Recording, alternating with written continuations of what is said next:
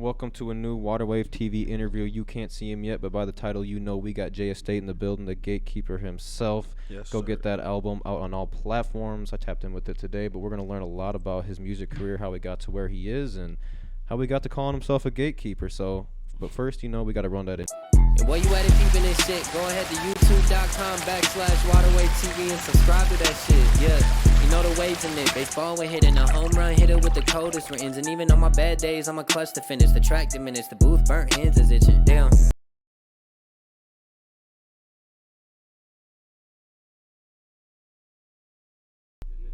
There you go. And we're back. Jay Estate in What's the building. Poppin'? Well, first, how are you doing? Fantastic. That's You good. know, it's amazing to be alive and doing what you love to do. Mm-hmm. How was your weekend? Busy. A lot of scramble going on. A lot of different things going on. This weekend was like a transition, because we in Minnesota, it got cold. It was just hot a week ago. Mm-hmm. So I had to move search stuff, and I do a lot of vending machines. So moving vending machines around and stuff like that is kind of hectic in this time. Yeah. So. The vending machine game. That's definitely one I've seen a lot. I've watched a lot of videos on, but I've never tapped into it. That and the ATM game. ATM game is good if you got cash just sitting around because it's just like sitting in the bank. It just accumulate interest. Yeah. Most interest on the vending machine like 3%. If you're in a club or something, you could be 10%, 12%. But it's just money sitting there. They got like the $1,000 racks and $2,000 racks, so you just keep money sitting in there, like if it was at the crib or something. Facts. So that's a real good game if you got a fast-paced location. Facts. Well, welcome to the Waterwave Studio Store. Yes, Glad to sir. have you here. Definitely been a name that I've heard of ever since we started, but we haven't really tapped in. Haven't had too many Never tapped conversations. in. I think we've said like what up in person a couple times. Yeah. Seen you at the T Grizzly thing. Said Yeah. hi, but like I know like I feel like I always want to dive deep into people and learn about them, but I love to do it on camera too. Let's do you know? it, right. That's Yeah, why I so- reached out. Like, let's do it. I had to get on y'all platform. Yeah, and I feel like there's like a little bit of like a gap between us. Like you were out here doing your thing way before I was even when I even moved to Minneapolis. So there's like a little bit of a gap that I would love to almost like have this be like the bridge of like understanding. definitely. You know what I mean? So when I'm curious, like when did you like start into the music game? Like what year was that? Like first beat, first song, rap, first time you did all that. Like I had to put 2004. I was doing it in high school, so I've been doing this shit since 2003 for sure. 2004 is when I graduated. So we've been out here. I haven't had a studio at Profile Center. I was at the Profile Center 2005. Yeah, about 2005 and all the way up. Went to downtown in 2009. I was the only studio above Peace Salute 2009 in that building right before Ned bought it. Like it was lit. Epic was right there in the alley. Like I had different experiences when So since about 2005, I've been rocking out here. okay, yeah, that's how you know there's a big disconnect. 2005, I was 6 years old. I was 6 years old in 2005. Didn't have a camera in my hand. None of that. I was nowhere near the scene. How old are you now? 23. See, 23. But think about it like this: at 23, I was doing the same thing. But I would say your level of where you got the media, the store, and stuff like that is another level. You had a fantastic start. That's what it's about. It's not about like we'll get into the gatekeeper thing, how that even came about, and then it's just all organic. Yeah. But you had a nice spot where you ambitious, you got stuff going. That's what we need to connect not the old with the new, but like the vintage with the new. You know what I'm saying? So, we get vintage, it's vintage for a reason. I won't say I'm old, but I'm just a vintage player and I'm still in the game. Yeah. Playing all positions. And you're still competing. And I'm the you're at the coach. highest level. And I own what I do, So that's a different and for somebody like you, I love to mash and get bounce intelligence off each other so we can make it work for the market. It's bigger than us. It's bigger than Waterway, bigger than Stadium Sounds, Jay Estate. This new gatekeeper thing is like I'm making people embrace it because I've been here so long. And when people look at me, they think hustle, they think ambition. They don't see, Yeah. And I know a lot of different people where it works for us. For you being 23, you got a long road to do this, And I commend you because you, in my eyes, like one of the top. You like one of the top brands, and that's why I want to come on here. Let me start talking and popping my shit. You know, I gotta learn too from people like you, because there's like a one thing I really enjoyed what you said on the Live on Lake Street interview was that you're not really in competition with nobody out here, and nobody should be in competition with each other. And I definitely I try to push that narrative a lot. And you know, I may slip up and say like or post something like, this is this one of the best artists in Minnesota? But you know, that's a headline, you know, at the end of the day. So it's like, and then the comments will say, aren't you saying you shouldn't talk about who's the best and stuff? But it's like, you know, one, that's just like a little headline to get the comments going and whatnot. But it's like, no one out here should necessarily be competing with each other. I don't see us as a competition to like a Live on Lake Street or a Say No Mo or a Trap Right, because we're just all in completely different lanes and how we do business. Like how you said, like the vintage and shoes, like we're doing way more than just an Instagram page, you know. Right. So like I don't like to treat anybody as competition in Minnesota, because like we should be like the state should be competing with the other states, not necessarily competing within the state, which is hard to do because everybody wants their flowers. No one wants to be thinking like they're worse than someone else. But do you want everybody want to their flowers? But what look better, flowers or a bouquet? Yeah, there you go. It's a lot of flowers, different type of flowers. Everyone bring their couple flowers together. We got a whole bouquet in the state. Like, and we looking like, yeah. That's a good analogy. That's why I run around and drive my work trucks every day. Yeah, I remember the advertisement and the one I drive with the speakers on the outside. I'm forcing it. I'm aggressive with this marketing. It's what I call guerrilla marketing that I never let go. So if I'm doing bare minimum, it's still like this, you know what I'm saying? Because I got the biggest thing people looking up at, like, you know what I'm saying, every day, all day, from here to the suburbs. You know what I'm saying? So that's just another little tactic where I know this market like the back of my hand.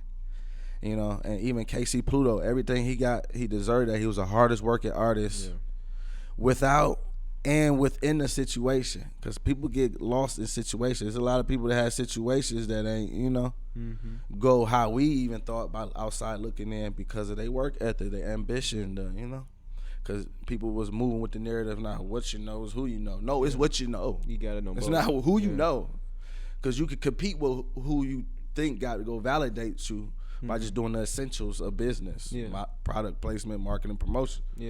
I could have a commercial go right at the Bentley if I put the budget up to do that, you know? So it's not about who you know all the time. And that narrative got messed up, especially in our community, you know what I'm saying? And everybody's mind ain't the same. So, you know, I don't expect everybody to get it, but now people got to get it and pay attention to people that's really playing in the game. Like, you know what I'm saying? So, yeah. Well, I kind of want to I want to talk about the car since we were on the mess. So I remember seeing, I don't know if it was, because I guess just a little bit of background so I can kind of talk about like when I've been out here. I moved into Minneapolis when I was like in like 2018. I'm originally from Mankato, Minnesota. Went to college over in River Falls, Wisconsin. Met a bunch of people that are from like St. Paul, Blaine area, and started Waterway with them. We were like, all right, well, this is a Minnesota music platform we're trying to build. We're all from Minnesota. I mean, obviously not trying to build a Wisconsin platform in River Falls. We all dropped out, moved to Dinkytown 2018, 2019-ish, like that summer, and that's kind of where we started. So like that day one of moving into Minneapolis, kind of where I was getting my ground barriers, like who's out here. And I was like, I know there's no way I'm going to earn the respect from all the OGs as this new kid coming in off rip, right? Like it's just not going to be there. So I'm like, I'm gonna try to connect with like the younger crowd. But now that we're starting to like get a little more credibility, and I don't want to overlook the people that have been out here doing the things, like the people like you and a lot of other people that you've mentioned in your previous podcasts and just in the work, the events you've done with. So here we are now today. I'm trying to bridge the gap with the old. Like I'm not saying y'all old heads ain't on vintage. Shit. Like we're vintage. We're not old. We're vintage. And we a library. We got library mind. You know what I'm saying? And I had no idea of how old you may have been. I just knew you were out here before me. You could be 2 years older than me, but you would still been out here before me. To be 36, look at 26. You hear me? So you come into Minneapolis. You graduated high school. You started to open up studios. But when did the car come along? And what was like the idea behind that? With the big music, the QR codes on it. That's the one I'm thinking of. What was the last year of Soundset? 2018, maybe 2019, right before COVID.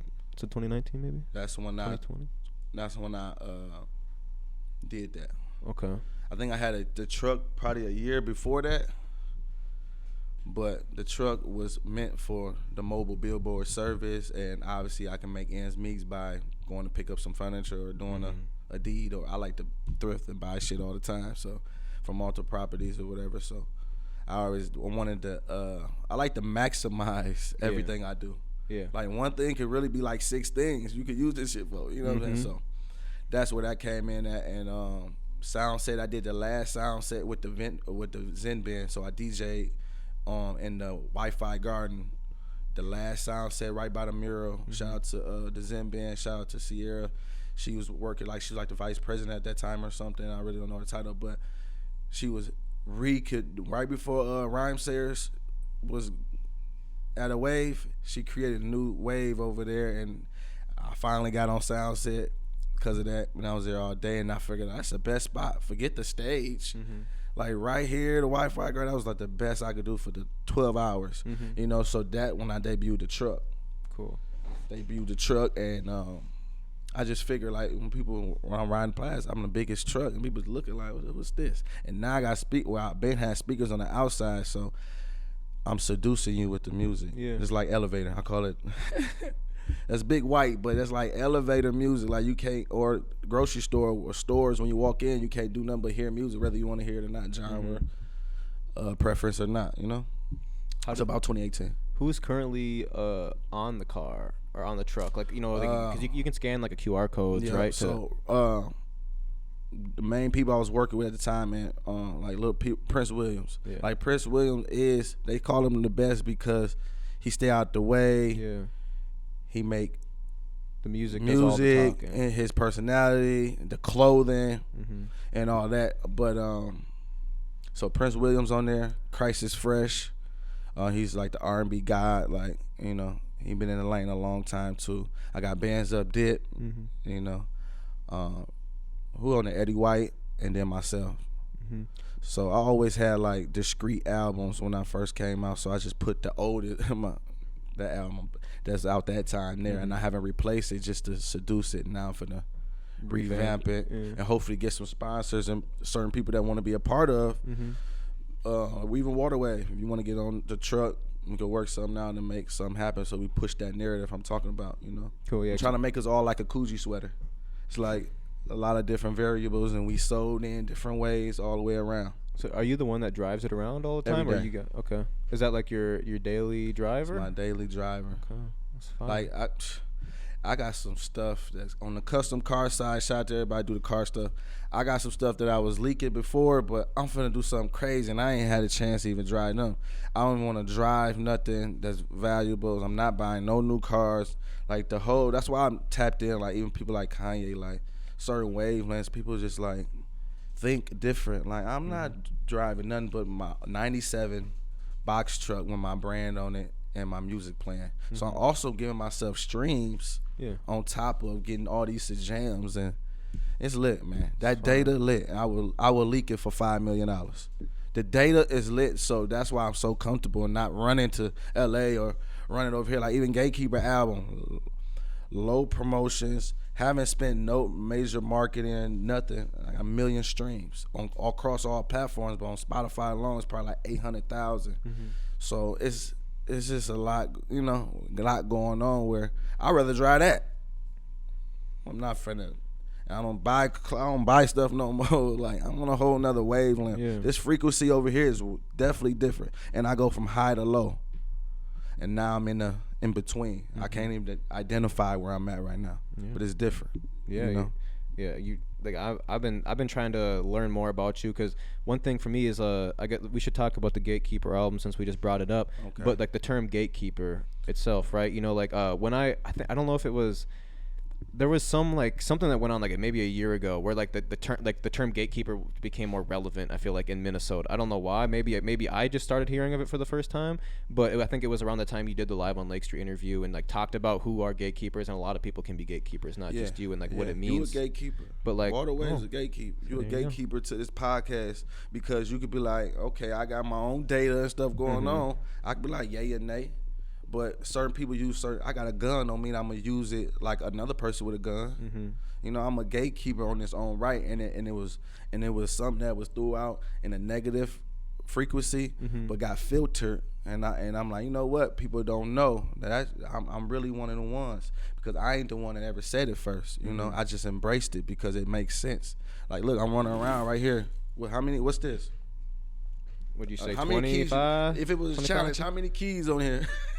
25, 30, something like that. But so when somebody say something like that to try to use it in a negative way, and I embraced it when somebody else like, because everybody like, you a gatekeeper on whatever the situation was, like, this JST the gatekeeper. Ooh. So me start hearing that when people was using it, I embraced it, like, yeah, because I'm one of the ones that can dictate. Even if I got the power or not, I could dictate, but I hold a lot of keys to a lot of situations, from business to, I record all the artists. Like, if you look on the back, I got every artist, even on here, and that's artists I was working with. Yeah. You know what I mean? This is not me calling and pulling and reaching. That's what I'm gonna do for the Gatekeeper Part 2, because it's organically blossomed to a baby bouquet. You know, because it's a lot of brands, and I produced and recorded everything on here. Even the mix and the master is all organic. It's not like, but it gotta be perfect. It gotta be, you know. It's just the time is right, deadline, boom, here it go. But it sounds amazing. It's major feedback. I love it. Shout out to everybody that's tuned into it. But to further answer the question as far as the gatekeeper, I hold something, knowledge, intelligence, everything. I got my own gate. You got your own gate. You know what I'm saying? So, and my brand is built off J Estate, because I was doing real estate too when I was like 18, 19. Didn't get to tap all the way in, but we were doing the music thing in the basement that was unfinished. So I attached that to my brand, like, okay, yeah, it's possible. That's 2000.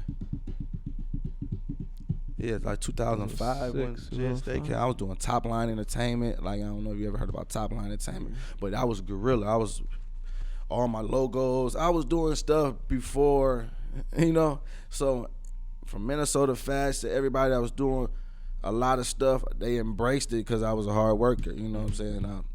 Shout out to Minnesota Fats, man. That's one guy. He a gatekeeper too. Yeah, that's one guy I'm trying to. We didn't have a lot of conversation, you know, when we like, you know what I'm saying? Everybody in their own, like, even right now, it's some situations, some deals. It's like, bro, you got the power over there. That's why I even feel Kanye, when he was talking about his new interview on Drink Champs, like, bro, you got the power. You know I'm a different type of brand. Why it ain't just a go? Why I gotta be why you gotta hold the gate, your gate over here, and hold it closed? I'm a service, so I can't be a service. And like, shout out to GNR, my barber. Like, he cut people hair that he probably was getting into it with all across Minnesota when we was growing up. You know what I'm saying? It's like my evil twin. Like, so to transition in a certain way and know where I stand at, why are you not allowing this deal to go through? Or even with TWERKFEST, like, you know how TWERKFEST is coming back. I wanted to bring it back 23, but we gonna bring it back for a one pop-up date. But it's still hard, and you know how, like, even right now, the texts and Facebook to Twitter, everything is going bananas. So don't you think the venue would see it and be like, yeah, let's make that happen? Even though we're locked in, but it's just politics to make. It's just politics, man. And the way I'm doing it, the gatekeeper is gonna get a new name to put a shell on the whole answer. I'm gonna read, okay, like I said, you a gatekeeper, I'm a gatekeeper. I'm just going to embrace it and give it a new definition, you know, with meaning. And on this wavelength, it's different.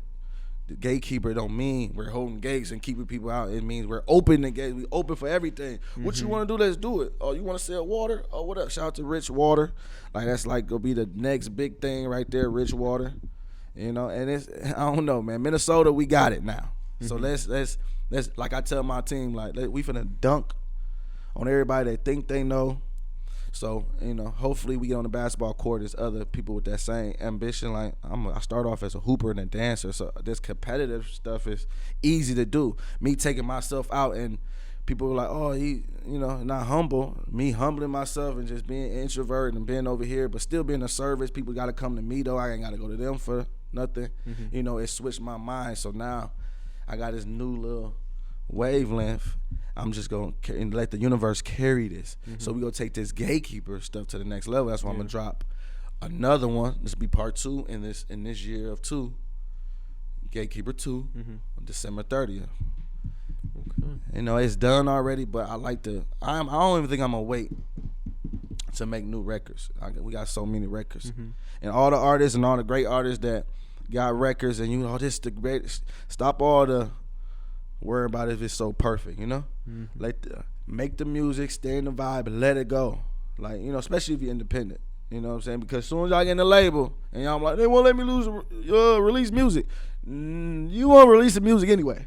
So what are you talking about? You're just trying to sound like everybody else. But, you know, Gatekeeper 2, December 30th. If you want to get on it, let me know. Yeah, so yes, I think the gatekeeper, people just assume the worst things that they could do rather than being like the good things that they can do. Yeah, because it's like, like I'm just kind of reiterating what you said, being a gatekeeper, you can basically be like, yeah, that person's a good person to work with, or yeah, come work with me, and working with me may advance you to another level.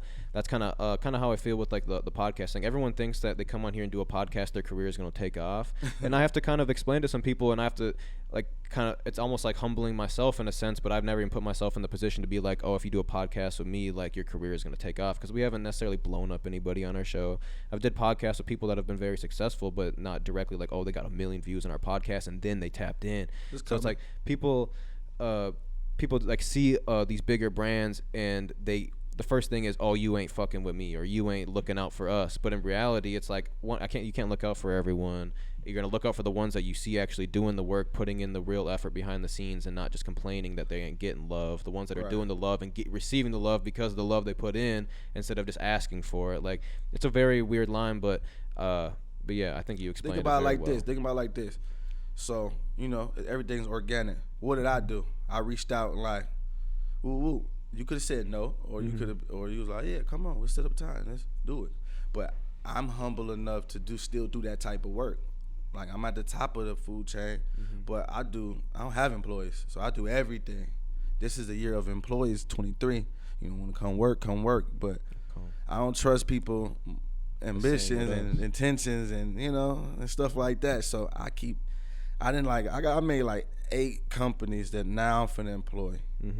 You know, because like I said, I maximize it. Probably more, you know, if I dig in. But then I'm an employee now. You know what I'm saying? Because you can't expect somebody to do it how you would do it. Yeah.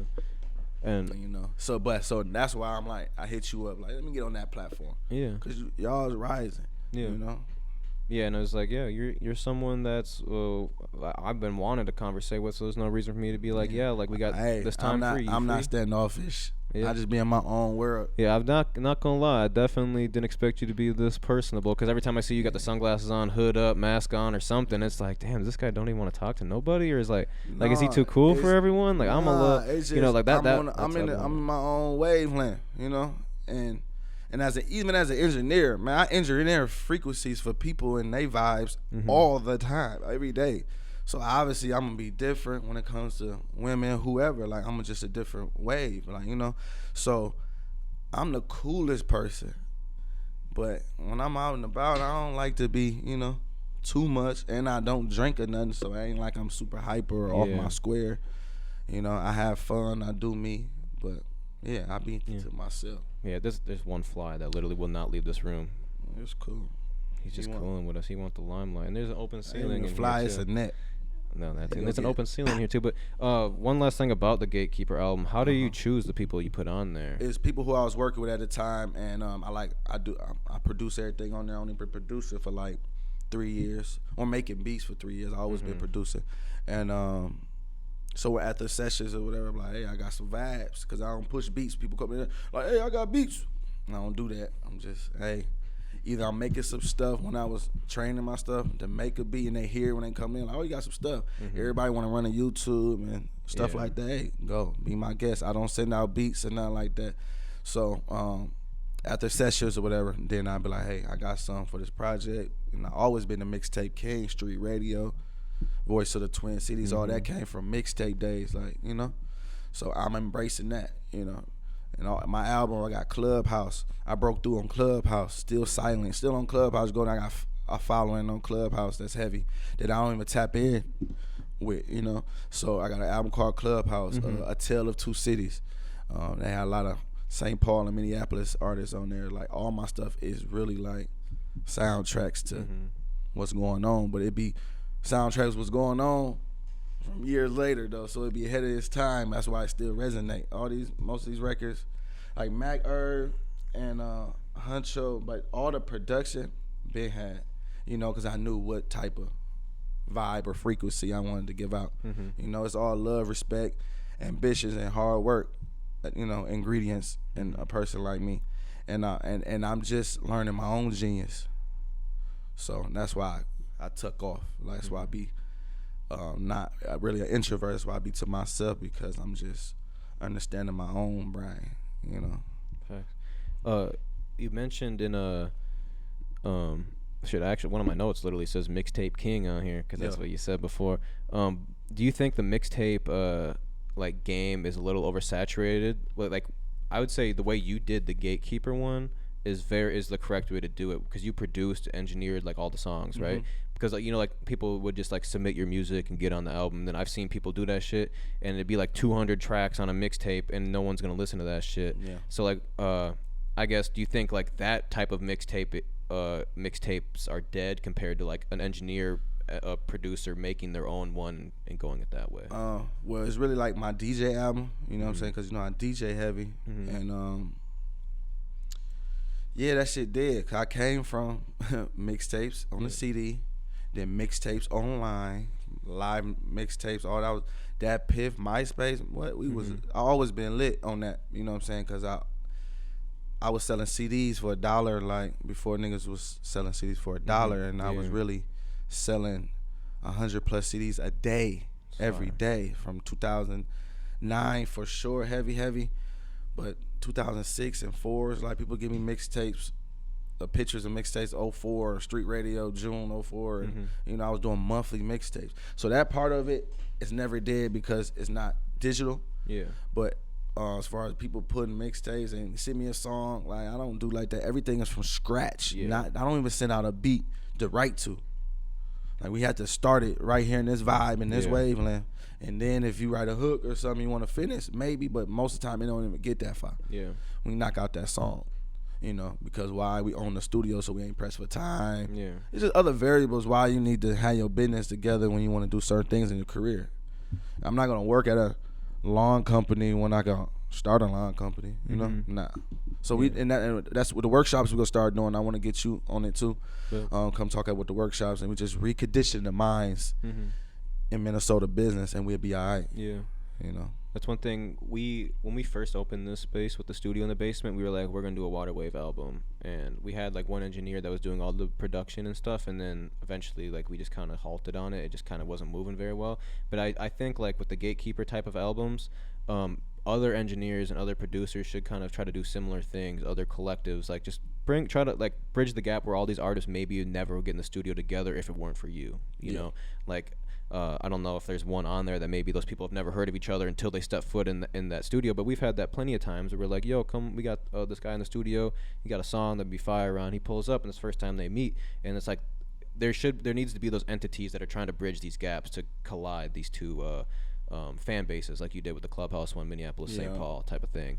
But another topic I was interested in, you talked about on the Live on Lake Street one, was that you thought 2022 was going to be a really big year for Minnesota music. Do you think it lived up to what you thought it was going to be so far? Everything from DJ Twin, when I was talking about him and he was a new DJ, everything came to, I'm a visionary, man. I'm back from the future, so everything I say, and I had to learn this too, so if y'all don't know, now y'all know, like, my mind's different, so everything that I said came to true. KC got what he got. It's a lot of list of things, you know. There's a list. What I Casey's did, bare minimal. What I did, like trying to figure it out and adding different things, you know, to my portfolio. Because at the end of the day, this is my business portfolio. Yeah. You know, my talents, but the business portfolio is adding to that. Minnesota definitely did what I knew it was gonna do. We fresh out of pandemic. Let's not forget that this is the first year that. This is like the first year. Yeah, that we just been open. Yeah. In the last 3 years. Some people still don't even feel comfortable. Like, yeah, I'd say majority do, but there's still that some that still don't feel comfortable going out. Most definitely. Not every time I see somebody with a mask on, even though I'm glad it's mask season. Shout out to Rich Lil. I don't know if it's on this side, side, but camera side. The mask. But I see people with the paper mask though, like you got corona. I like messing with people. Like I got a sense of humor. People used to not wear masks unless you were sick. Like you would wear the mask if you had a little cold. Yeah. Now people wearing the mask to prevent the cold. And I always thought the mask was stupid. Because like, bro, even with the whoop, I still ain't trying to wear it like that because it's like suffocating myself. Like, I don't want to be. Yeah, we definitely don't need to go down that rabbit hole, but there's definitely a lot of misrepresentation of what the masks could actually help you for and what they're good and not good for. But yeah, we don't. That's another whole conversation. Right. Well, maybe YouTube might not like us talking about. But to answer your question fully is like, yes, I think people can do albums this way, but just make sure it's organic. Yeah. And make sure. I had a lot of stuff to say about people. Just pay homage to the people that's really doing it. Like when people say certain things, like I'm gonna try to do this. Okay, embrace the people that's doing it, and it makes your brand even better, cause it don't make you look like a hater, and it makes you know what you talk about. Kanye even said he compete with the top people. You gotta study. Research is everything. At your age, I was working jobs and research at work, and still owning a studio. And like artists that was around back in the day, I wasn't even doing what I'm doing. I was just putting out mixtapes. Yeah. And I own a studio. They can, we all work, we all pitch in when we need to, and stuff like that. But just don't be doing it to do it. Like I am the Cali of Minnesota, period, and I even did what I could do with all the powerhouses. And yes, I have relations with all the powerhouses. Shout out to Gravy. Everybody say something about Gravy, but Gravy his show that's already got probably like 7,000. He's gonna sell out. 7,000 tickets sold. Really, he pulled KC Pluto, Prince Williams. I don't know if this dropped, but it might be exclusive. And somebody else. Shout out to the free world too. That's a good show, and to see that and have that for the first time. Look, and we still in 22. It's an arena show. We're gonna do this, and the certain things on the production side that we finna do is gonna be just enough for the content, so we can draw in the Live Nation. Like I'm really done with club events. I ain't gonna lie to you. I want to get to all Ticketmaster shows. That's what I'm on. I don't want to do the club. We can sell out the 500 or whatever. Yeah, I want to go sell 500 tickets. I want to move tickets the rest of this year and all next year. Move tickets. Like they like, who is these people collectively? Like we're gonna talk offline. I got some things I just want people to be involved with, and we can percentage it up. We ain't gotta we can swap it out and we can split percentages. Like I don't need the whole pie on everything I do. I don't like partners, but when it's a project for that, then that's a whole nother 8 incomes we could get there. If I can have a piece of this or that, So this year, moving tickets was gonna get Minnesota. I mean, the rest of this year and next year, because even Gravy. Okay, we go back to Gravy. Yeah, I watched it under the line when he got the deal, the first interview, and I'm like, and when I was like, who is this dude from Minnesota? But look what he did, and now is at 11. Shout out to DJ Tip. Really shout out to DJ Tip because I don't know, certain behind the scenes talks, but I know Tip been around. Has been a partner of mine. It's my birthday twin too, so I know he get it and what's going on. So he's tapping in on top of building his own brand. Yeah. He got his own look. I told him he's the White Prince. I'm sure he loves that. Yeah, I fuck with Tip. I like the whole Gravy Camp too, and I had talked to them about the November show they got coming up at the Armory, and he said he wanted after that. He kind of made the announcement after he got a little bit of that backlash from that DJ Vlad interview. Did you seen that? I'm guessing at least the clip of it where.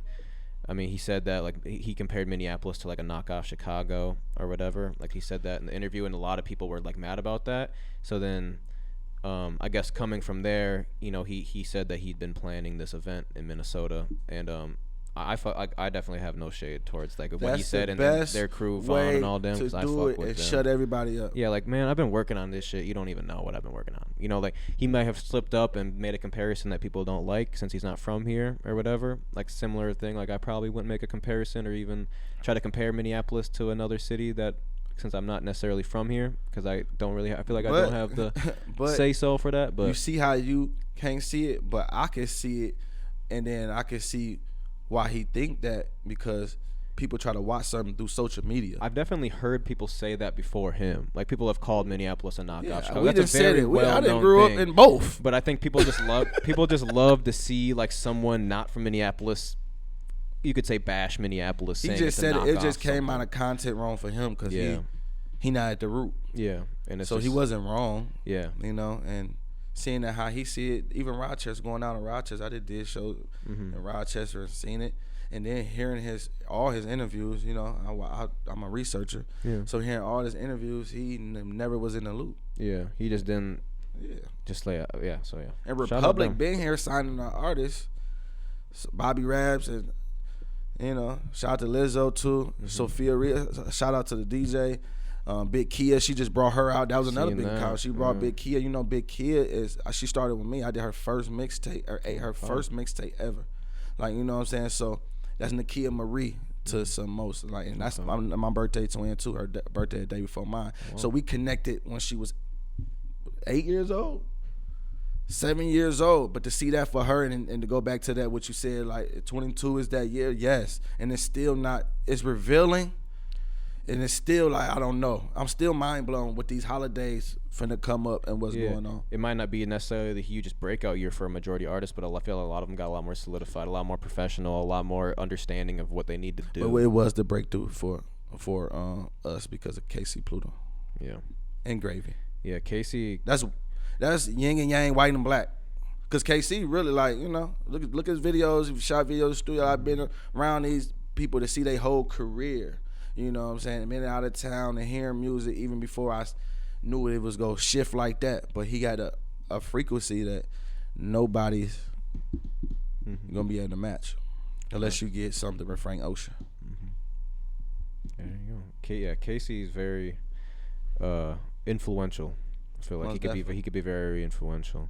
Very, very influential and real to the pulse of, he's not somebody like Gravy. That's why I say it's yin and yang, that people don't even know. Yeah. Never been around.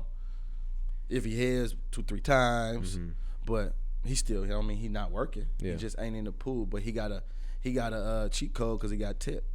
Tip been from the hood to the stage too. Yeah. One thing I like about the Casey camp too is you haven't necessarily got to see it in the public eye as much yet, but he has a very large team of Minnesota people that be with him wherever he goes, whether it's Aubrey King or Mati or his friends at BTC who be doing the club events, and like the cameraman Logic of Anthony that be with him all the time. I think, is it Anthony? Or Goyard Bennett, both of them be working with him, but like he hasn't been outsourcing. I mean, I'm sure for a couple big projects they've outsourced other companies, and he signed to a major label now. But whenever he's like on tour or traveling and coming back to Minnesota, he has a very strong team around him. It's not like, he just left all the people behind. Like, but guess what he did? What he was supposed to do. Because like I said, we all have personal relationships. So even men in LA or whatever popping up and seeing our talents outside of our relationships, because everybody don't know everybody's business. So I'm outside and saying, okay, New York people, okay, this, you see who embraced who, okay. When he got the deal, he did what he was supposed to do. Come get everybody from Minnesota that's around you in some type of way. And it's only gonna get bigger. Give him a job. Not getting a situation. Well, first of all, nobody had that type big of a situation. And it's so deserving. It looked quick, but it wasn't quick. He's so deserving because he really wasn't one of the hardest or the hardest working next to somebody that's in a studio like Prince William or whatever.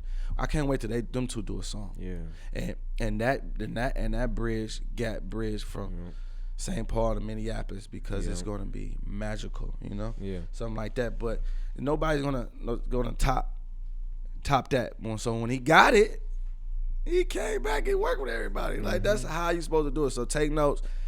Anybody that's doing, even what Gravy did, like I said, with the shows and whatever, like, bridge the gap year. 23, we dunked it on the whole world, not the states, the world. Like, not easy as to promote in another town anyway. You know, with the essentials of what people think the smoke and mirrors of the game is. Wake up now. You know, so he did what he was supposed to do. You know, he came back and got Minnesota team around him and should keep him around him. And then he'll get bigger and bigger and bigger. Facts. I kind of want to get in kind of some of your accolades. Okay. Like speaking, like mainly like shows you've done, people you've worked with in the studio, kind of to be able to give you the gatekeeper role. You know, like what have you done up and since graduating high school until now? Kind of maybe in a time frame of like what was like one of your bigger shows, and then what do you kind of do consistently now? My biggest, it's always went up the ladder for me. So in the documentary, it's gonna explain a lot. I don't know if it's gonna be out by my birthday, or I might just release it for the summer. I did so much to even talk about, but to date, the biggest creation was obviously the J State brand, but like TWERKFEST or whatever, TWERKFEST Tuesday, you know. I didn't did every show. The only show I haven't DJ yet, or every venue I haven't DJ yet is Target Center or Armory. So they on my list. Obviously, I'm gonna do P. Will set, but other than that, that's what I'm wanna focus on. What's coming next? Okay. I did a lot. Yeah. You know, I don't even archive pictures, so if you want to see how far I go back from doing the epic shows and all this stuff, I told you I had a studio since I was 19, whatever. So my first car was a BMW 2-door coupe, peanut butter, like the Day-Day is what we call it now. I had the Day-Day when everybody was getting box Chevys and stuff like that. So I always had the looks.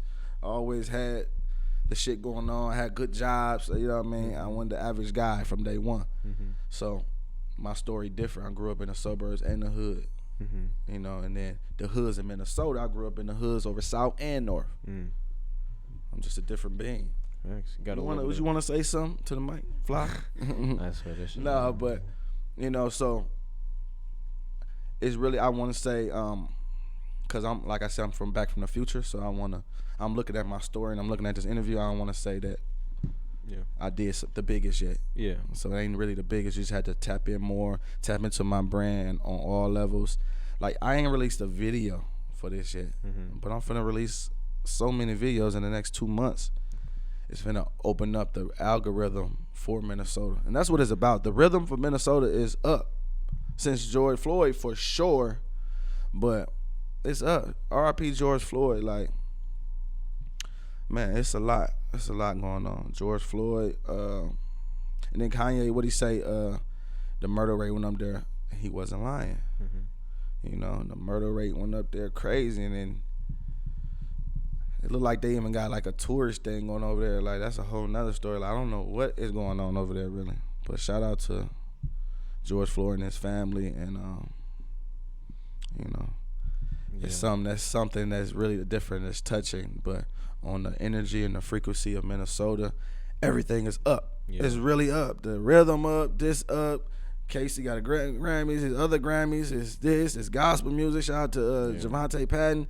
Like, it's a lot of things going on. Lizzo still and her camps, they still Minnesota based. A lot of Minnesota stuff going on majorly, worldwide, not just, you know, in the U.S. Yeah, no, that the George Floyd incident definitely like shed a light on Minneapolis and Minnesota. A lot of people probably didn't even realize like it went up 2,000, 5,000% on the data side.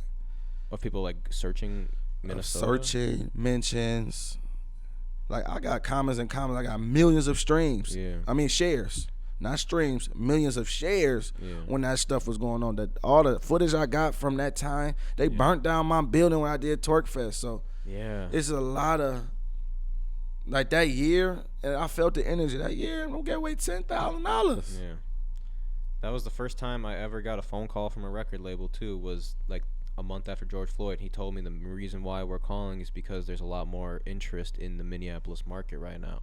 That was the first time I ever got on a real phone call with a label, and I was like, damn, it took like an incident like that just to like open up some eyes, not all eyes, but some eyes. I was just like, damn, it's kind of because at the end of the day, it's publication. So that's why back to Kanye. You know, it's like my other twin. It's like, when it comes to media, that's what controlled it all. So yeah, we got NBC, everybody going live. It's gonna be lit. Everybody watching Minneapolis, Minnesota, this, that. Yeah, now it's lit. Or they could throw some BS up there and then make it look bad. Like, don't go to Minnesota. Yeah, it was a big time for like our platform too. It was during COVID, so we weren't doing we were maybe doing one podcast a month just randomly, like when we felt like it. We didn't have a space like this yet. This was before this spot. How long y'all been here? Next month will be our 2-year anniversary. So basically, and I would almost consider like when we opened this space would be like the day that we actually kind of like would launch Water Wave, because like before then we were doing interviews randomly in our house in people's studios, you know, like random shit like that, and we didn't necessarily have a full mission of what we wanted to do. So yeah, about 2 years now. But like during that we were live streaming the protests, which started as protests turned into riots and everything. So we started it from the first protest that happened, leading from where he got killed all the way down to the 3rd precinct, that whole march, and then all of a sudden it turned into the riots, and we had that documented from start to finish on live stream. So like and I think we gained, like, we went from like 3,000 to almost 10,000 subscribers like that weekend. It was like a very big time for our channel, which is kind of a blessing and a curse, because now all these people are interested in seeing riot footage when you're talking about Minnesota rappers, but it's also like they were interested in Minneapolis, and now they're seeing what Minneapolis has to offer after tapping in from around the country, from around the globe, really. So like we took that with like a grain of salt of like, all right, like we started trying to talk about news stuff, but none of us were too interested, and kept our ears to the streets about like, oh, today, you know, this many cars backed up the interstate. And you're like, no, that's not us. But you know, keeping the news about what's going on in Minnesota. We've had some people be like, dang, I've been watching since the riots. We get comments like that all the time. It's like, damn, like I'm glad we could have you know, continued to shed a light on what's happening out here because of that. But it was definitely a very different time out here. So now we got the canvas. Let's paint the canvas. You know, so that's why I say recondition the mind, because what you thought Minneapolis was about, now you learning. You know what I'm saying? Now, even with the videos, I'm showing Minnesota. I'm not trying to go to LA, shoot a video, go to Miami on a boat. No, my mission is to show Minnesota different in all the forms, from the cabins to the rich people to the hoods, the college, you know, everything. And the brands like us, like we need to bridge a gap together. Like, I'm gonna say that, I ain't gonna say that on camera, but I'm gonna talk behind cameras. I got an idea that just came in my head right now, even talking. You know, where it starts with us, the media and stuff like that. You know, it starts with the publications or the buildings or the powers that be. You know, studio over there. I don't let everybody come, but everybody can come. You know what I'm saying? Everybody can book. But if you got certain things going on, that's where they're like, nah, you know, go to the cheaper studio. You know, that's why I don't bitch on the prices, like, because I didn't did all the prices. You want me to go backwards? You know what I mean? I'd rather do it for free sometimes than just cut myself. You know, so. Let's talk about TWERKFEST a while. I remember what it was right before COVID that it was happening. So was that 2020? Right. Yep. 2020. I remember seeing all of them. I never attended one, but I used to see them because I wasn't. I don't even know if I was 21 in 2020. Yeah, it was 18, bro. Yeah, but I wasn't necessarily tapped in with like you and who was all a part of it. Was Dolo a host? I don't even remember. I don't want to. I probably shouldn't misspeak. Like, who was all a part of TWERKFEST? Because those things were the real deal for sure. Me and Armel put it together, and we had D Gaines hosting, we had Dolo hosting majority. We was letting everybody perform. We was building a different type of culture where it was just, you know, obviously you had to be working with us to work with us. You know, it wasn't just free. Like, you just come off the street too much. But on the twerk side, it was, because it could be a random Joe that's in town visiting her cousin, come, you know, do a little move and walk away with a rent. You know, so we gave away like over like 300. I could say probably $300,000 out in them years. We had like a 3-4 year run or something. So even on that time, when I really did Pyramid, when I went to Pyramid and did that, like, we was just doing something, you know. And hey, I went to Germany, came back. Like, even in Germany was so easy. I had a show out there. Germany is so easy. I want to eat their food, but you went to Germany because you like had a show to do out there? Yeah, we had I was booked for a show in Germany with Crisis Fresh, R&B guy, but with other Minnesota people too. Like, I forgot who all like from Minnesota. I don't even think it was too many people from Minnesota, but the people put together was from Minnesota, and he had a show in Germany. And he like, hey, come on, I'm like, let's do it. So I did like 2 days. It came back and like, okay, this is something we can do, and it just grew on its own. Fire. It grew on its own. So about time it got to that, I wanted it to be the last at that time to take a break to the summertime, but then COVID happened. Yeah. So I'm like, see, I was on point again, and I didn't know. You know. And then, so was El Nuevo Rodeo getting burned down a factor of not bringing it back as soon as maybe you plan or hope to? Or? The energy of the city, the whole vibe of everything, like that energy. I didn't know it was gonna be like for the whole world. That like, well, why it feel like that? Whoa. Yeah. That little chill over your shoulder, like, why does it feel like that? And then COVID happened, and the whole world shut down. Yeah. I'm like, whoa, okay, yeah. So, and a part of the energy, the city, the urban community, the disconnect from all the other communities. Like, I want to bring it together where it's all one. I want to go to the parties like we going to a concert. Yeah. We go to a concert, what? It's a little bit everybody. Is what, you know. We go to a club, it's either this or that, you know. I want to mix it up. So now that we're back and we're fully open, I'm like, yeah, we'll do it. But then it's a business frequency that ain't right. There ain't no clubs really to do it at. Yeah. So the clubs that we finna do it as, like, I wouldn't want to do it there, because part of it working is not being somewhere nothing was at. Like, we shift the whole culture over there when that happened, because it wasn't no clubs at that time. But it's a new spot opening up. Everybody gonna know. So hopefully I could take it over there for the whole 23. Cool. And we just bring that vibe back. Yeah, because you mentioned that you haven't dropped the location. Is it like a new club that you're doing it at, or it's just another spot that you're looking to maybe throw events at? It's just, you know, I just want to see what it do without releasing it. Okay. Because, you know, certain people hate certain gatekeepers. Certain gatekeepers like, no, we ain't doing no video. Yeah. All right, you know. So I'm gonna keep it on the wraps to that day or the day before, 48 hours or something like that. Okay. You mentioned that you want to do more concert style stuff than clubs. Do you think that like the club scene in Minneapolis, well, maybe not the term burnt out, because it's still be having successful nights, but like compared to other markets, like I just personally haven't had fun going out to a club in a long, and maybe that's just me, maybe I'm a homebody. I still see people out there having fun, but it just seems like it's the same shit every night. I still haven't ventured into the new Vanquish Club that opened up like earlier this summer. That's maybe my fault for maybe not trying a new vibe out, but like every place I've kind of just gone to, I just see the same people popping the same bottles, saying the same shit in my ear, screaming my ear off. I'm over here trying to have a conversation with someone. Like, I don't want to spend $500 on a couple bottles in Minneapolis. Like, I just don't want to do none of this. Maybe it's just not my scene, but like I personally am seconding you wanting to just do concerts. I really fuck with concerts, selling tickets, like people coming to your event to see you put on a show, not like flexing to their friends or to the hoes. To put on a show for the what? Experience. I want to get, even with the studio, people like, oh, you hot. I'm a different experience. You can go to any studio. You can even go to Waterwave Studio.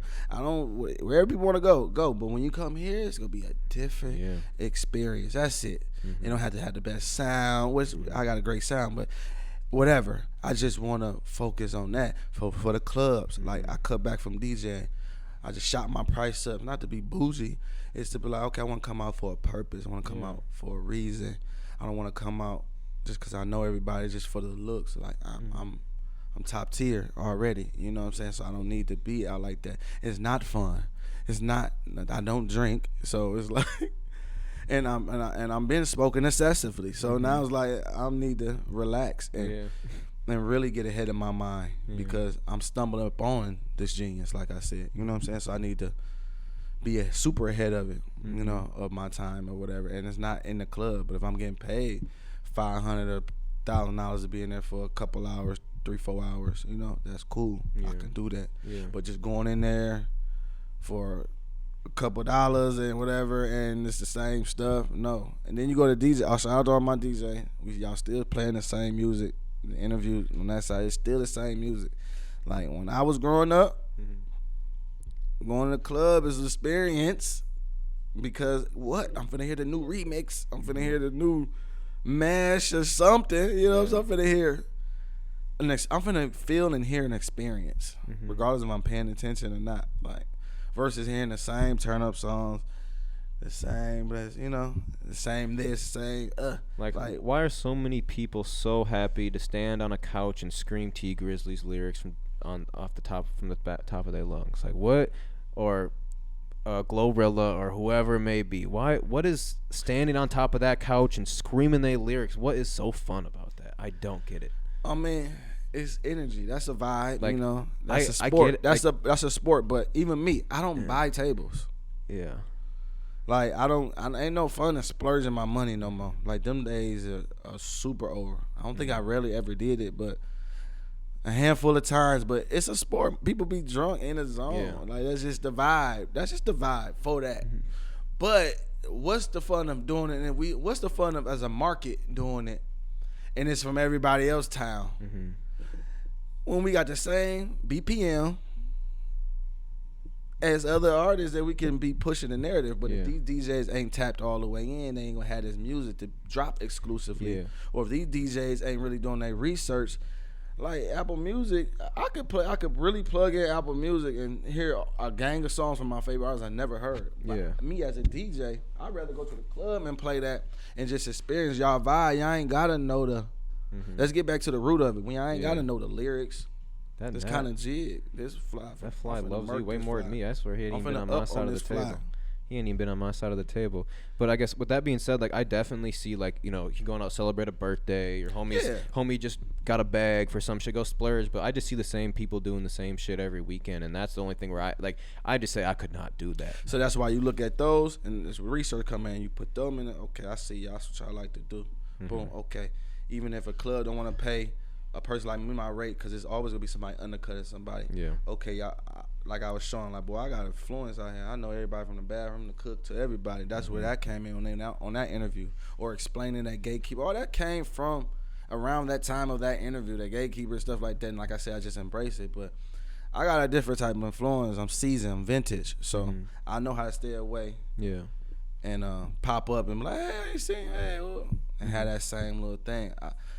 So it's the same on that, and you gotta use it for a different weapon. I put that urban over here, and the daytime stuff. That's why I got the trucks and doing moving stuff, and I'm just meeting people differently.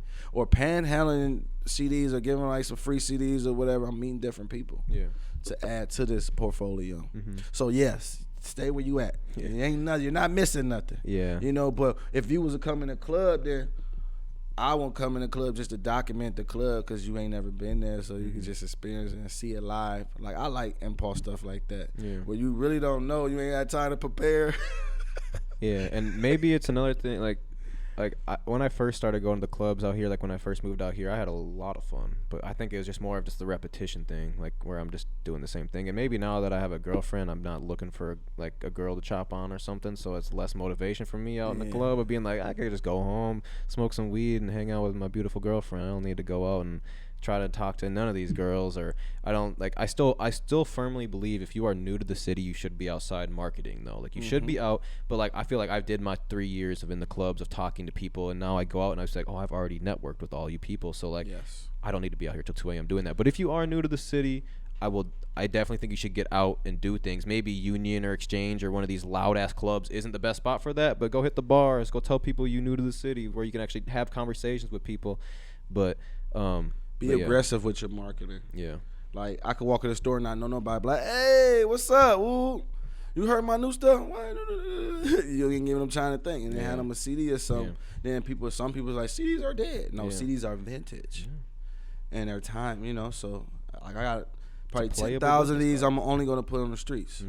That's one of 10,000. You know, they're fun. I feel like maybe I can ask you this: do you think physical copy items of music will make a return as more people start to realize the actual value behind a sale, right? So like everyone's selling all their shit on the streaming platform, Spotify, Apple, and whatnot, and then you see someone like Kanye dropping the stem player where you can only listen to the deluxe version of my album if you buy this. So like if you're like, I'm not dropping this shit on all platforms, you can only listen to this shit off this CD or off this one device that you can plug into your computer and you can listen to my shit.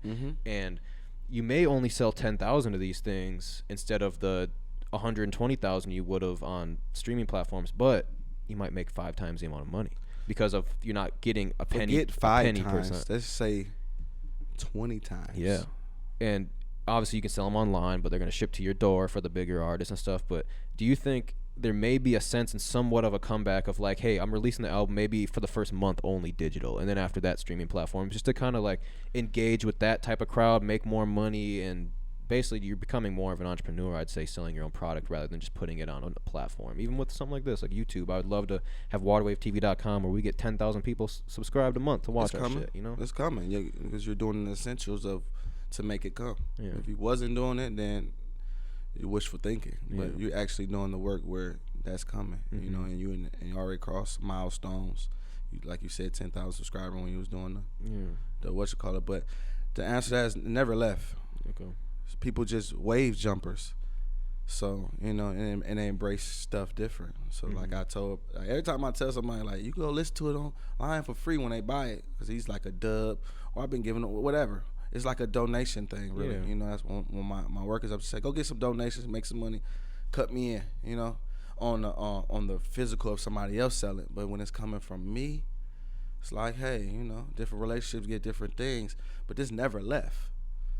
If I could go get this for 50 cents, why would I not go get a tangible item for 50 cents? And it's vintage now. CDs is moving down. That's like stocks.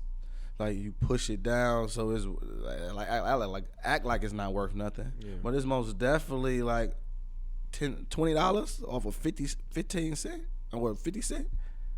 Come on, man. It's just business. Like, and it's vintage. People don't have CDs all the time. Oh, I don't have CDs in my car. Okay, don't open it. Take this. Don't open it, because it's still it's a milestone of where I'm finna go. Like, I'm finna be the Diddy. I'm finna be one of the biggest executives out of Minnesota ever, that stayed in Minnesota, that live in Minnesota, and never left Minnesota. Like, and I'm on my way. You know what I'm saying? So I'm just at a point in my career where I understand tangible is always better. Digital is like cool. I got millions of streams. You know, with digital, and it's better because I get paid every time I listen. So the value of that is that. But I'd rather sell a CD and be the only CD in somebody's car. Yeah, it's one of my favorite things to buy at people's merch stands at their shows too. I like, instead of a T-shirt, I'll buy a CD. You know, I might not rock or fuck with the design on the shirt, but shit, 10 years from now when you famous and I got that one CD that you only made 100 of at your concert, what the fuck? I need that. That's what I need. And then me talking like, yeah, I'm finna be the whoop whoop, and everything I say come true. So imagine having all these CDs, especially a wrapped, prime, ready to go CD of Jed State when he was just still giving them out at his executive level now. Yeah. Like, you know, so that's why I feel like it never left, but people just wave jump. Like even the vinyl, that's still here. Yeah, the mugs, $50, $60, $80 too. You see the price rise. Right. What's one of the biggest things that you've learned or experienced in your journey that has like shaped you to be who you are today? Trust the process. Okay. You know, don't over have expectations. You can dream big and you can work towards your dreams and stuff, but be realistic in it and trust the process.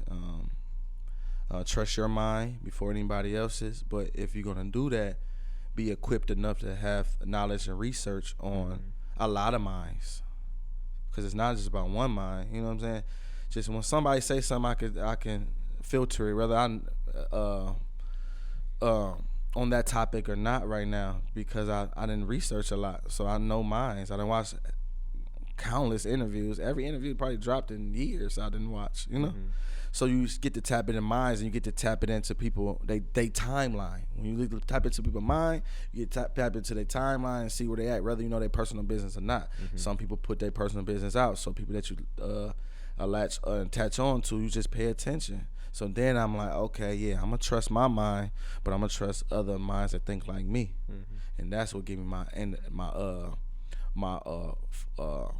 ultimate, like, okay, yes, I'm a move like this, because I trust me, And that naturally was a mind because I'm asking myself about something. And if it's similar to the minds that I'm studying, yeah, that's how I go. And trust Mother Nature too. She could be a bitch at times, but you know. Yeah, go with the flow. You know, we're mentioning birthdays. You're a Capricorn, right? Big Capricorn Aquarius at the same damn time. Oh, what? So when's your birthday? January 20th. Oh, so you're right at the end of it. I'm right. We're pretty close. I'm the 14th. Okay, Capricorn, yeah. So we close. Yeah.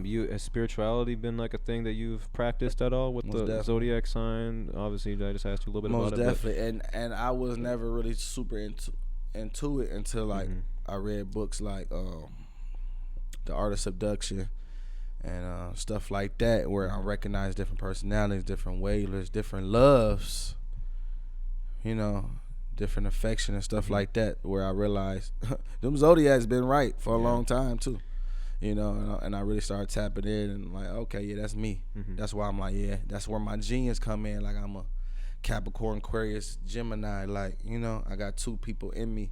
So that once I started paying attention to both, I'm like, yeah, that's really me. So let me get ahead of it. And that's where I got a little ahead of it. I'm like, okay, now I know I'm a genius. Because everything I do turns into platinum. It don't even turn into gold. Like, you know what I'm saying? Turn into platinum. Like, it's really like, okay, cool. And to be the only employee in everything I do, it's crazy. But that's where it comes with being an introvert. So now I'm like, I don't want to be an introvert and have to do this by myself because I need to make these billions. So now I'm finna make a team around it. Yeah. Always. Yeah, let's talk about that. What is you mentioned the vending machine stuff earlier and how this is 2023 is going to be the year of the employees for you. What is what other alleys of business are you in besides music, and what kind of keeps you maybe not even business, but what kind of keeps you sane outside of, you know, grind and, you know, like reading books or meditating or, you know, doing whatever you do for fun? Like what's your other business ventures, and like what's your other hobbies outside of music? On my plate right now, so I got trucks, so that comes from moving, delivery, so that's like shipping and whatever. I got a couple secret ones that's there that I can't talk about, and then the studio, the creative content penthouse, views from the penthouse. I've been shooting a lot of podcasts over there. The billboard services, the marketing and promotions, I'm a DJ, I sell beats, I engineer. And that's the main thing about selling hours. That's where I'm living. It's selling hours, regardless how much I make in these hours. That's where I want to. Airbnb, yeah, I got some coming for that, but that's even turning me off because I sell hours. Yeah.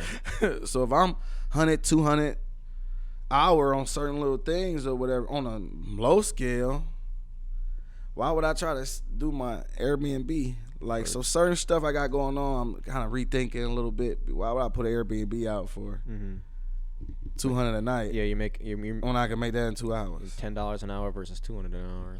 Yeah, you know. Yeah. So that's kind of where I'm at right now.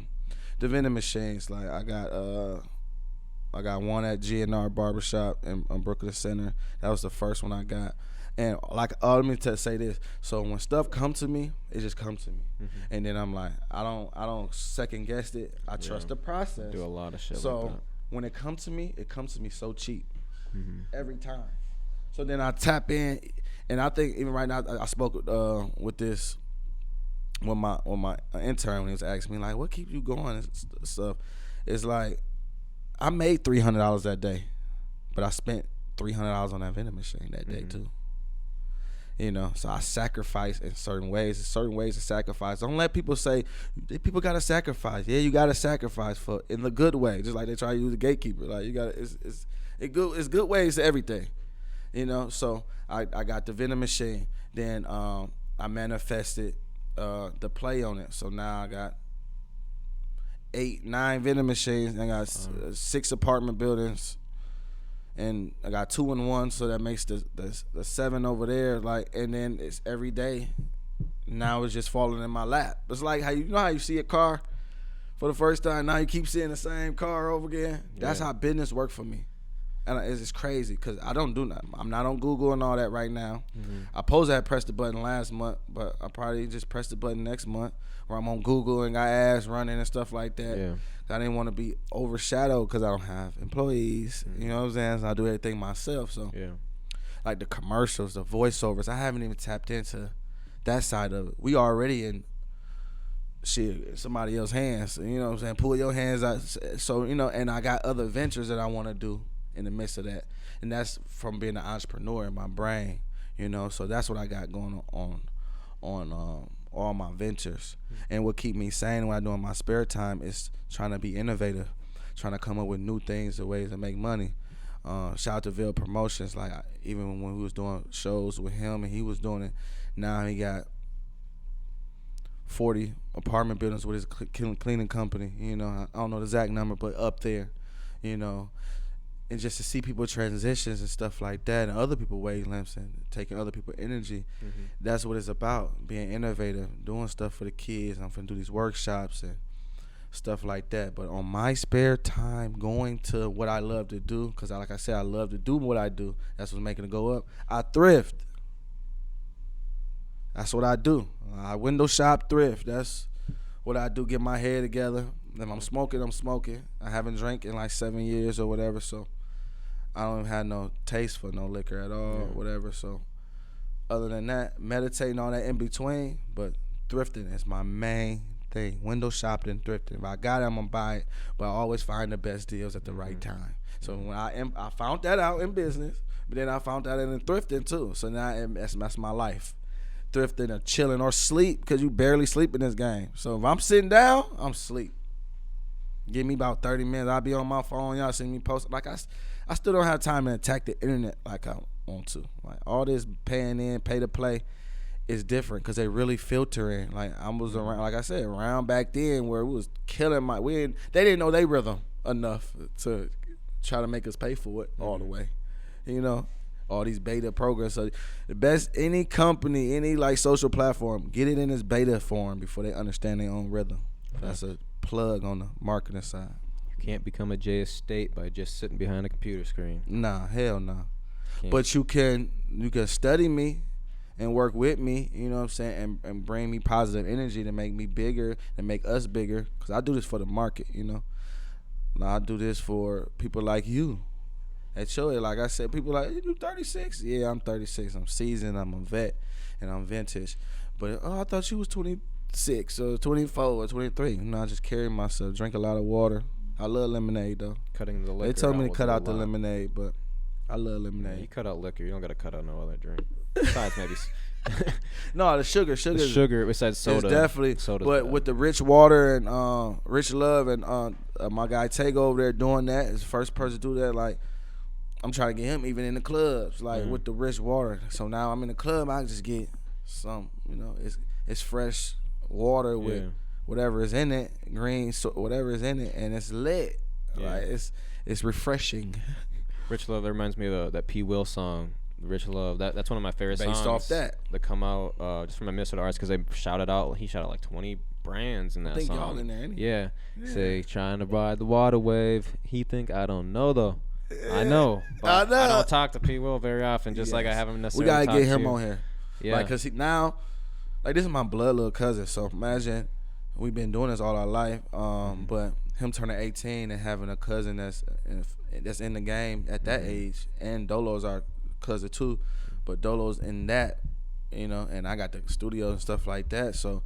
Gathering him at 18 and making sure that he don't end up like he's one of the most talented out here. He's seasoned, like, train wise, like no other. You know, because we didn't want him as elders or big cousins to be like what we went through or none of these other artists going through. Yeah. You know, so he worked and showed his way.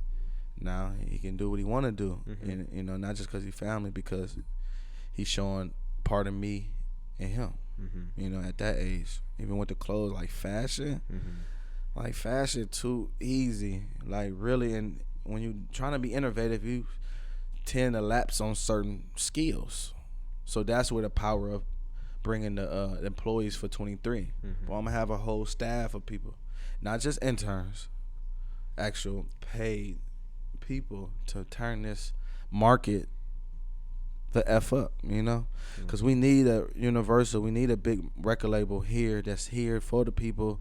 Like Rhyme said, I'm gonna have a black, we gonna have a situation like that.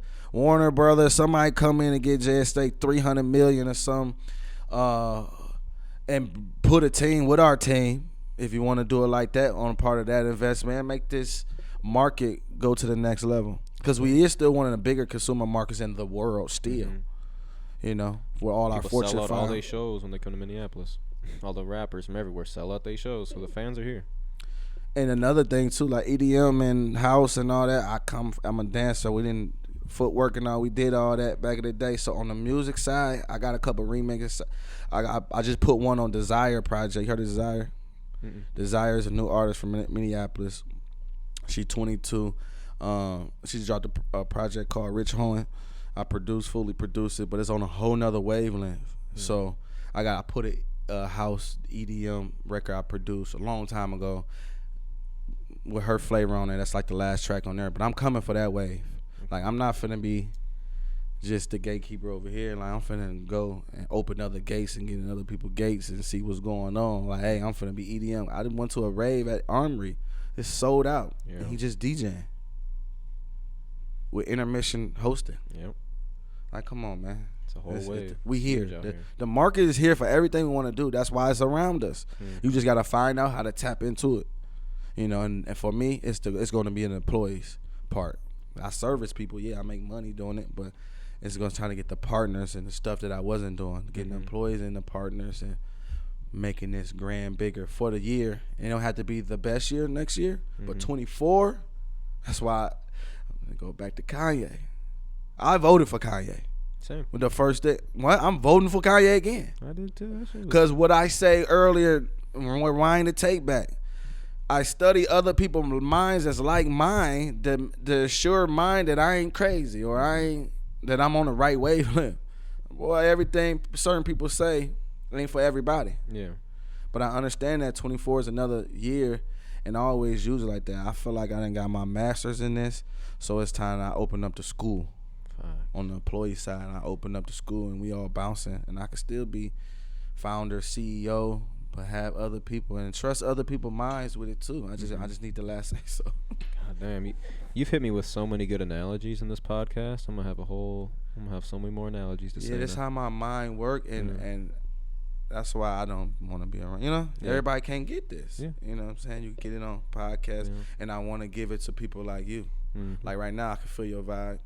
I don't feel no culture vulture. I don't feel no, enough to be on your neck. Like, boy, what you doing over here? And I want to just come over here to say something. Yeah. No, I respected what y'all was doing. That's why I reached out. Closed mouths don't get fed. Yeah. You know what I'm saying? So either way, so if you ever need something from me, I still got that idea in my head. We'll talk about it when it's over. But let's just bridge the gap. Yes. That was my main goal with this podcast too. Not the Waterwave TV podcast, but this specific episode. Yes, sir. Bridge the gap.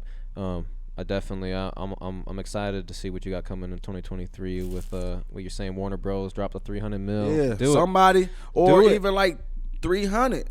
Someone get us a label situation. Yeah. Fats can run it. Varma, whoever, just start somewhere. Whoever, like everybody. Well, not whoever, but they know those as the B. Like, we got the people, but we need the backing. We need the distribution. We need the budget. Somebody to understand that Minnesota's on the rise, and we're still doing it without people. We still can be independent and make a bigger cut. But it's bigger than that. It's bigger than an individual. We need this market to be a part of the bigger profit share. Big brands can step in and make some money over here. Medium brands, small brands, we all could come together. Yeah, nobody should be overlooked. Everybody with the right wavelength can come, just like basketball tryouts. Everybody don't get shit. People get cut. But at the end of the day, you find the team, and now we're moving. From the coaches to the VPs to the water boy to cheerleaders, everybody got a position to play, and everybody that's in business understand people got to keep lights on. That's why if I had to do all this in somebody else's studio, would I be doing it like that? Probably not. I'd be working on all the other businesses I got, or I try to be partner with my family members that got businesses like, hey, what can I do? What can you do? You know, but no, I'm creating lanes so we all got something to do, and then we take care of essentials. We can have our own Black Wall Street. You know, and it ain't a black about race really, but at the end of the day, we the last of the dying breed. We need to really like come together as racists. We all need to come together, and that's what I love about Minnesota and never leave Minnesota. Shout out to Minnesota, everybody that love this place. From Minneapolis to St. Paul to I'm gonna tap into all the other states, like the countries and stuff like that, to kind of help whatever we can help in that area because it's close. But to come together and make Minnesota like what it really is, like we got Prince is from here, like that's the musical god. Like when Prince died, went to BET Awards that year, I'm praying, boom, I look up, camera in my face, I got good 20 seconds of national TV. Like that was another pinnacle in my career where it's like I manifest that a year before off nothing really. Of course it costs the money, but at the end of the day it cost me just to be there. You know, so start stuff like that. If we all bring it together, that we had that koozie sweater I was talking about, like, and it'd be like we could just sell ourselves, we could sell our market, and then when people come in, like even the profit shares, people come in, they can't just like, oh yeah, you DJ, our budget $300. What are you talking? My hard drive is $300. Like why I got it? And it comes to that because it feel like disrespect, and we bringing all this equipment or something. We are the party. Like we are the transition. We are the vibe. Like why are you trying to undercut the vibe? And that's where stuff don't work. The clubs will be better if you had more. I'm gonna come in and sweep and sandman it up and sweep it up and clean it up, vacuum some stuff up. But if the DJs really focus on breaking music, it'd be fun again. I'm telling you, it has so much fun if you know. Because the record labels, if they paying attention to people that's helping trying to break it, then we have more budgets coming in where it's marketing budgets where DJs will be getting thousands just off that. Because they're like, oh, they really playing new music. They ain't jukebox. It sound like a jukebox that can't even get the new music. Really, real talk. Or if you do play a new song, DJs, let's run it back. You know what I'm saying? So we create another wave from that. You know what I'm saying? Like 24, vote for Kanye. He can't talk about it, but I could talk about it. Vote for Kanye. That boy running for the office. We need a mind like that. Boy is the man, not a boy, but the man is ahead of his time. You know, he did a lot under the nose of other people. You know what I'm saying? So 23 is going to be a great year for us to start this new, what I'm talking about, like get the factory together and get people together. So anybody that's thinking about investing, think about that. We just need not 3 years to get this off the ground. More like 3 months, but a good solid year. If people come in, when that budget open back up, I don't know whenever y'all watching this, when the budget open back up, whenever it open back up, come dedicated to Minnesota and what we got going on right now. I'm gonna just say that because we a lot of people in y'all buildings that's already doing stuff, you know, and they probably not even getting they full just due because other people been in around there and they got different relationships and different gates that they keeping, you know, because it's a cutthroat game. But if you go with good intentions, you'll get amazing results. You know, so 24, vote for Kanye. And vote for me around. Vote for my mind. Vote for whatever I'm saying. Like, you know, because I'm not to steer nobody wrong. I have a malice bone in my body. You gotta run for mayor or something. Nah, I ain't gonna run. I don't even like people like that. To be like, you know, still controlled with power. I don't like to be controlled with power. Like, just keep my power. You know, you can't control my power, you know. And that's what that is, politics and all that. But just building a brand from the youth, from if you 16, 17 and on up, like just pay attention to the right minds. You know, don't be with the smoke and mirrors. See through the tent. You know, it's a lot. It could be something going on behind that tent. You know, but you know sometimes you got to break the glass to see, and that's just being aggressive. You know, on what's going on. So on that note too, on what that you got it going on live on Lake Street. They got what they got going on. But seeing y'all that's like the top and a motivation hustle. I ain't been on there yet, but I see them doing it. They going crazy, even with the social media. They probably, you and them is probably like the top social media, like on y'all pages, keeping the content up. Y'all up there at the most. Interviews, you still, and Motivational Hustle too, but Live on Lake Street came in, they did what they did, hard. How they did it hard. But even where they at right now, it's like we still need more. You still need more. Everybody needs more. Everybody needs more. But when it's not competition, so I could say all of them on a one-on-one platform, all on platform. Like Jay Chevelle, like he was signing Adrian Peterson, he was doing all that, and we got other ventures going on. Got him back to Minnesota, so now he in Minnesota doing stuff. But he got the Sugar Daddy brand going on, Sugar Daddy with an I. We created that on Clubhouse where we got a major following. Shout out to Bray Shine, got a major follow on there. Like, it's a whole, we went in other worlds like the metaverse. You know, so him, ain't nobody really making music like him, and he's 40. You go in the studio, if you listen to the records and listen to different type of hits, he on a Gatekeeper Heavy. That's why he on a Gatekeeper Heavy. Because it created, when I first started producing, got a song called Cold Summer. We created that in L.A., but it was just like my first time even showing people my beats and stuff like that. We created something like, dang, we got some heat. And it's a test of times. 2 years later, we dropped that record, and it's still going.